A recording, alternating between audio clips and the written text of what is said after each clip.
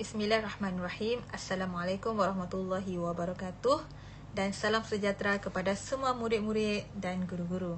Baik, hari ini kita ada program pendidikan pencegahan dadah peringkat sekolah. Jadi pada hari ini Ustazah akan memberi sedikit ceramah dan juga akan berkongsi tentang penyalahgunaan dadah ya. Jadi tema dadah kita pada tahun ini adalah lebih baik cegah. Lebih baik cegah. Stop. Jangan sesekali menghisap dadah. Jadi Ustazah nak murid-murid sekalian bagi perhatian terhadap penerangan Ustazah ni ya, agar lebih faham tentang bahayanya dadah kepada diri, masyarakat, agama, bangsa dan negara ya. Baik, apa itu dadah? Dadah atau drug adalah bahan kimia yang amat berbahaya kepada individu yang menggunakannya kerana ia mengubah cara minda dan tubuh manusia berfungsi. Dadah ni adalah bahan atau kimia yang sangat bahaya dan dia akan mengubah cara kita berfikir dan juga tubuh badan kita akan berubah kerana kita mengambil dadah ni. Ya, murid-murid. Jadi, dadah ni juga adalah digunakan bukan untuk tujuan perubatan dan penggunaannya adalah haram. Ya, bukan tujuan untuk perubatan. Ya. Kemudian dia juga diperoleh secara haram ya. Dia tiada di klinik biasa, tiada juga di hospital. Mereka mendapatkan dadah ni secara haram melalui internet dan sebagainya ya. Untuk mendapatkan dadah ni tiada di pasaran biasa, tiada ya. Dan mereka juga dadah juga mempunyai kesan paling ketara ke atas sistem saraf pusat, iaitu otak dan saraf tunjang. Dia menyebabkan kesan lah kepada saraf pusat ya. Kemudian dadah juga mendatangkan kesan-kesan yang buruk dan bahaya ke atas kesihatan dan fungsi sosial seseorang. Dia mendatangkan kesan buruk kepada kesihatan dan juga kehidupan kita. Dadah ni ya. Kita pergi pada jenis-jenis dadah. Yang pertama iaitu jenis dadah opiat. Ya, iaitu opiat ni adalah daripada pokok popi, yang mana getah buah popi tu dikeringkan, kemudian diproses dan dijadikan dadah. Okey, dalam bentuk pil dan sebagainya. Dadah jenis opiat ni ya. Kemudian kita pergi pula dadah jenis yang kedua, iaitu dadah jenis cannabis dan juga dadah jenis ganja. Dadah ini adalah daripada daun pokok ganja tu yang ditanam, kemudian daun tu dikeringkan dan dijadikan rokok, menggantikan tembakau tu. Orang letak ganja kat situ, kemudian sedut macam tu lah. Kemudian ada juga jadikan ganja ni sebagai minyak dan sebagainya lah. Mereka proses untuk menjadikan dadah. Kemudian dadah yang ketiga adalah halusinogen. Halusinogen adalah dadah yang menghasilkan perubahan atau khayalan pada mereka yang mengambil dadah tu, sehingga mereka tu sedang berhalusinasi mengambilnya tu. Dan dia tidak dapat membezakan antara fantasi dan realiti. Bila ambil dadah tu, dia akan berhalusinasi.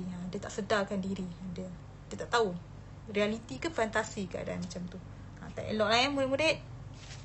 Kemudian dadah yang ketiga adalah dadah yang keempat adalah dadah jenis stimulan. Dadah jenis stimulan iaitu dadah yang popular yang diambil oleh rakyat Malaysia ya. Dadah ni akan merangsang aktiviti sistem saraf yang menyebabkan seseorang yang ambil tu akan aktif yang melampau. Aktif sangat. Ya. Contoh dadah jenis stimulan ni adalah dadah jenis syabu. Ya. Baik, yang seterusnya adalah dadah jenis depression. Dadah depression iaitu dadah yang memperlahankan sistem saraf pusat dan menyebabkan seseorang tu tidak sedarkan diri.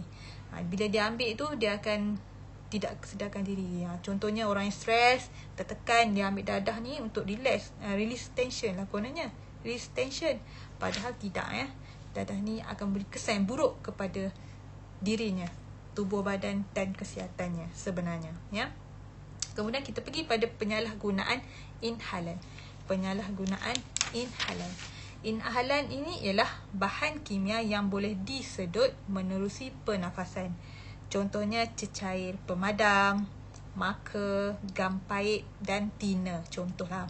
Okey, kita pergi contoh terdekat itu marker kan. Marker ni kita ambil marker tu dan kita sedut, kita bau. Dan menyebabkan akan rasa sesuatu masuk ke otak ni, rasa macam sesuatu lah. Jadi dia tidak baik kepada otak dan juga tidak baik kepada sistem tubuh badan. Jangan sesekali cuba ya. Ustaz hanya memberi maklumat, jangan sesekali cuba menghidu marker contohnya, jangan ya. Baik, kita pergi kepada hidu gam. Ini juga antara yang famous lah, popular di kalangan murid-murid.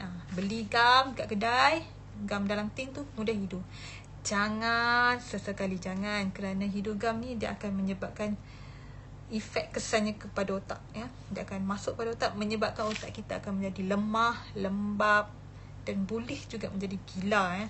Bila kita terlalu ambil banyak gam, kita hidup terlalu banyak gam, dia tidak baik ya. Tidak elok. Jangan, kita nak hidup seronok kan. Jangan kita sesekali mengambil menghidu gam ni, jangan ya murid. Baik, apa faktor orang mengambil dadah ni? Yang pertama iaitu ingin mencuba benda yang baru. Naluri manusia ni dia nak mencuba benda yang baru kan. Jadi dadah ni jangan cuba jangan cuba sebab benda tak elok, jangan. Okey, kemudian yang kedua, terpengaruh dengan rakan sebaya. Rakan-rakan kawan-kawan terpengaruh, jangan ya. Kawan-kawan, pilih kawan yang baik. Cari kawan yang baik. Jangan terpengaruh dengan kawan. Kalau dia suruh isap rokok, jangan. Ya, sebab benda tu tidak baik. Kemudian yang ketiga, faktor persekitaran seperti keluarga yang berantakan. Jadi kalau ada mak ayah yang bergaduh, adik-beradik bergaduh, jadi kita nak relax, nak tension kan, nak kita pun ambil dadah. Contohnya dadah depression, contohnya ambil sebab kita nak release tension lah contohnya. Padahal benda tu tidak betul, tidak baik ya. Kemudian yang keempat, faktor mengambil dadah, dia mudah didapati. Sekarang ni mudah didapati dadah ni. Jadi jangan sesekali ambil lah, jangan sesekali cari. Jangan kita cari dadah tu, jangan ya. Tak elok, tak baik. Apakah kesan salah guna dadah kepada diri sendiri ya? Kita tengok pada gambar yang di depan ni. Tengok daripada macam mana perubahan pada diri sendiri bila kita ambil dadah ni. Tengok macam perempuan tu pada tahun 2007 kan. Cantik, okey kan. Hanya setahun saja lepas ambil dadah, berubah terus menjadi lebih kusut dan sebagainya. Kesan ambil dadah. Kemudian kita tengok pula lelaki pada tahun 2000 tu handsome, kacak kan. Tengok 2007 berubah sangat. Dia tak bermaya semua. Kesan ambil dadah. Kemudian yang perempuan tu pun tahun 2000 pun cantik, lawa kan. Tengok 2004 berubah terus. Jadi cengkung dan sebagainya ya. Apakah kesan salah guna dadah kepada kesihatan? Yang pertama, menyebabkan kerosakan otak. Otak kita akan rosak. Sayanglah ya. Jangan lemah, rosak dan sebagainya. Kemudian mengganggu percakapan. Gangguan percakapan akan jadi gagap, lemah dan sebagainya. Cakap tak betul kan sebab dah ambil dadah. Tidak, masa tu dalam situasi yang tidak sedar kadang tu Kemudian pendarahan kerongkong. Ada pendarahan kerongkong. Dan seterusnya gangguan pernafasan. Kesan ambil dadah ni ada gangguan pernafasan. Jadi tidak betul, tidak normal. Seterusnya ada luka dalam perut.